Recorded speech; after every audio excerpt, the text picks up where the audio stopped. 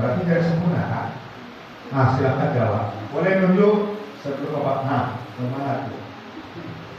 Kamu tadi pagi baca Al-Waqiah ya? Nah, sesekali kita baca Taurat ini. Tapi tentu diskusi tidak dulu kan? Nah, silakan.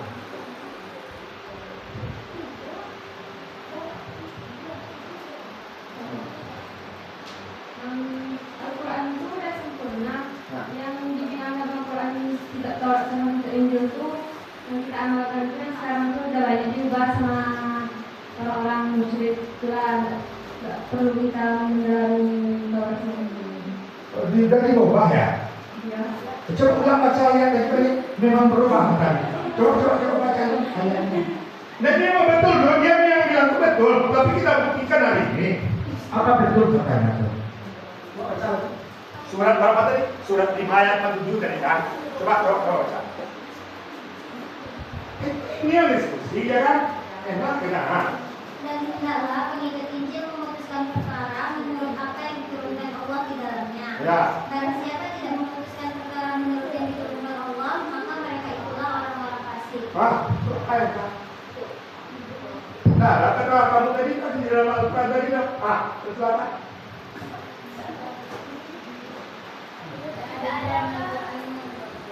Ya dasar kamu membantah tadi belum pas kan? Coba. Satu tuh. Yang kedua tadi kan nih tadi ya. Surat berapa tadi itu? 2, 4, 1 tadi kan? Jadi kita minta kesepakatan hari ini. Apa kesepakatannya? Kalau memang iya itu penjelasan Al-Quran, berarti kita tidak membaca Al-Quran saja, harus baca Injil. Rukun Islam keberapa? Rukun iman keberapa? Rukun iman pertama apa? Allah, iman kepada Allah. Yang kedua, malaikat. Yang ketiga, nah, di rukun iman pun dari seperti Al-Quran kan memang kitab-kitab kan? Pagi hari ini mikir-mikir tidak ya, menyiapkan apa? Buang sikit, beli Injil, beli Taurat, apa lagi? Zabur ya juga kan? Di Gramedia ada. Bapak belum beli, cuma Bapak pinjam. Kenapa? Karena Bapak melihat di kitabnya itu Isa yang tulisan itu Eloi lemma sabaqtani kata Ustaz ini di kitab yang lainnya Eli ada yang Eli ini. Makanya Bapak tidak mau nyebut Eli jadi Allah kan. Eli lemma sabaqtani. Apa kata Isa? Tuhan, kenapa aku ditinggalkan? Padahal dia anak Tuhan kan? Nah, kembali kita ke konsep ayat tadi. Ayat tadi tidak membantah kitab Injil dan kitab Taurat. Kalau dia tidak membantah, berarti Al-Quran kita ini belum sempurna. Sudah kemungkinan tadi ayatnya. Silakan baca lagi Kak. Artinya ada. Hendaklah pengikut Injil memutuskan urusan menurut apa yang diturunkan Allah di dalamnya. Ya. Siapa yang tidak memutuskan suatu urusan menurut ketentuan yang diturunkan Allah, maka mereka itu orang fasik. Kafir. Ini juga tuh. Gak capek kita sekolah dia mualimin di sekolah kafir lah. Kafir panggilannya sama sipir kan?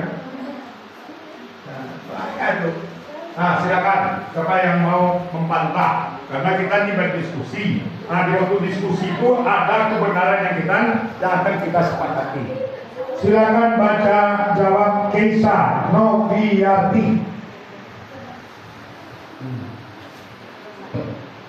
Keisa Noviarti.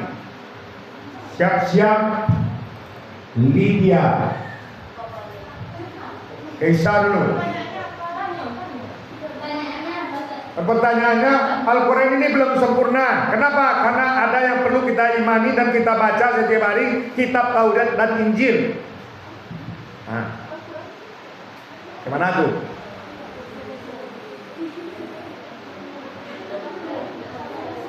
Nah, surat berapa tadi tuh? Surat 5 ayat 47 yang aku baca tadi. Hendaklah pengikut Injil memutuskan urusan menurut apa yang diturunkan Allah di dalamnya. Siapa yang tidak memutuskan satu urusan menurut ketentuan yang diturunkan Allah, maka itulah orang-orang yang fasik. Dia tahu tapi dia tidak melaksanakan, itu fasik itu. Berikut, ini dia. Jangan ikut-ikutan. Kalau kita ya kan punya ya kan akal ilmu jalankan, bebas silakan.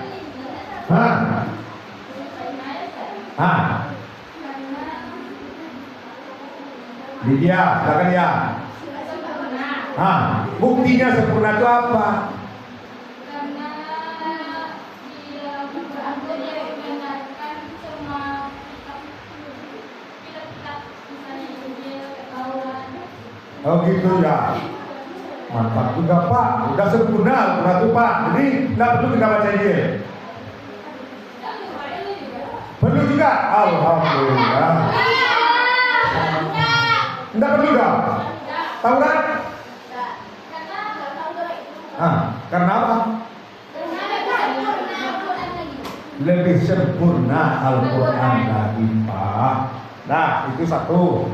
Nanti kita selesaikan. Harus ada penyelesaian kan? Sama dengan kemarin kamu udah tidur malam gara-gara itu kan. Bukan lagi judulnya Pak. Ampun. Kan gitu. Nah, Bapak simpan aja dulu. Rupanya kalau kamu besok ke luar negeri, ada yang mengatakan Al-Quran itu bukan wahyu. Kalau tadi masih yakin tidak kan? Apa katanya? Al-Quran itu tidak wahyu, itu ciptaan Nabi Muhammad. Ditambah lagi pendapat-pendapat orang Yahudi yang hidup di masanya. Tambah lagi pendapat orang Nasrani. Kenapa Rasulullah masih ada Yahudi kan?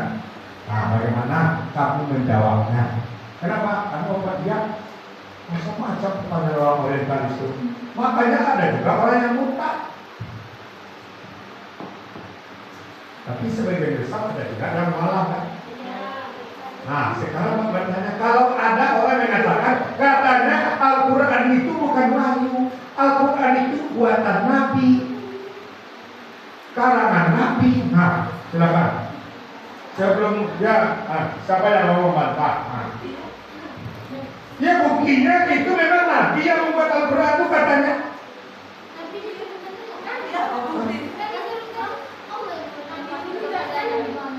Iya, itu kan di dalam-dalamnya aja katanya. Ditambahnya kita minggir, kan ada minggir tuh dalam ayat tadi.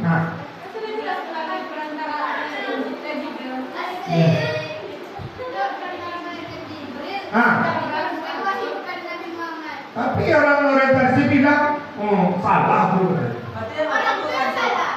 Apa alasannya juga yang salah?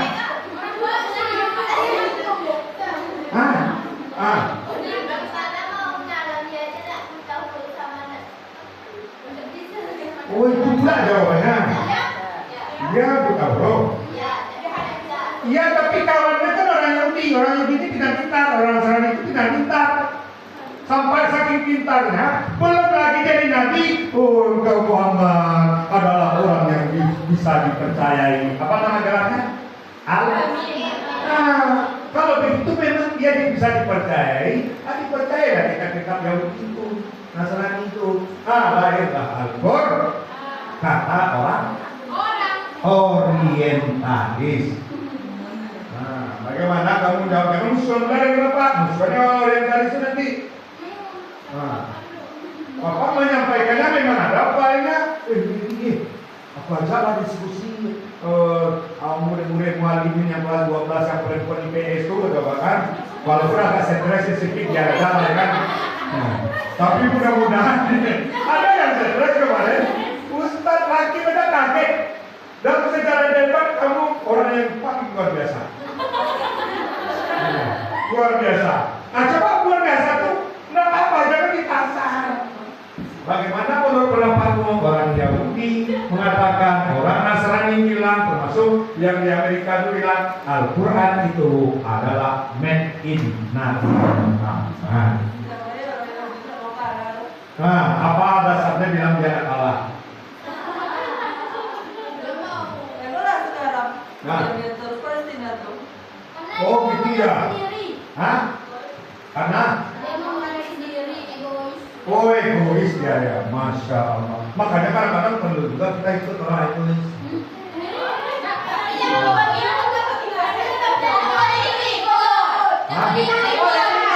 Dia menganggap itu apa ditanya, Bapak ngajak diskusi.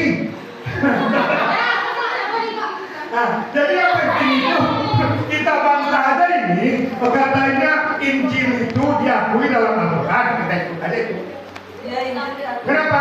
Karena memang dikarang lagi. Nah, apa dasar kamu bilang tidak? Tidak ada buktinya loh Pak. Tidak ada buktinya. Silakan. Pakai itu, silakan. Sebenarnya orang yang bisa Nasrani itu membantah Al-Quran itu ialah ciptaan Nabi, karena dia sebenarnya tahu isi Taurat dan Injil itu kan hampir sama dengan Al-Quran. Ya. Dia tahu Tuhan yang Maha Esa itu Allah. Ya. Tapi karena dia udah merasa benar di agama dia sendiri, dia tahu Islam itu benar, tapi dia tak mau mengakui Islam karena keangkuhan dan kesombongan dia tadi lah. Masya Allah. Takbir dulu, takbir dulu. Panggilannya siapa? Citra. Memang dia sanggup mencitrakan Al-Quran, luar biasa. Jadi yang Bapak sampaikan ini fakta. Tidak dia aja yang membantah Al-Quran. Siapa lagi Pak? Nih, Bapak lengkap nih filenya. Makanya Bapak baru ngomong. Ada yang membenarkan Taurat dan Injil. Dan Taurat dan Injil itu diakui pula oleh Al-Quran. Makanya Bapak bilang tadi.